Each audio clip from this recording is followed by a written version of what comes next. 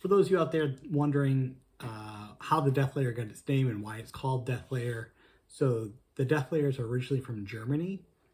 They came over really fairly recently in the 90s.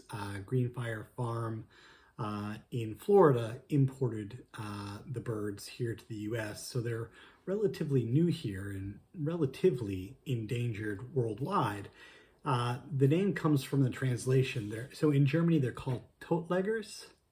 I think I'm pronouncing that close to right. And tot means dead. Layer means layer. So the literal translation would be Deathlayer. I think it kind of morphed into Deathlayer. So the reason why they're called that, there's kind of two competing theories, one probably more true than the other.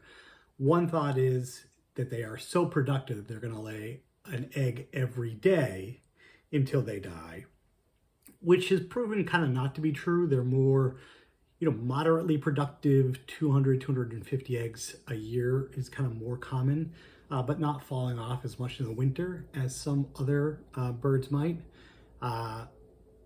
But more appropriate is that they live a longer lifespan, can be 10 years, and they will remain productive until the end of their life, which, if you know chickens at all, most chickens after 2 or 3 years, their production drops dramatically and will at some point cease producing and live still a couple of more years until they die. So that is kind of the short story on where Deathlayers come from and what the name means.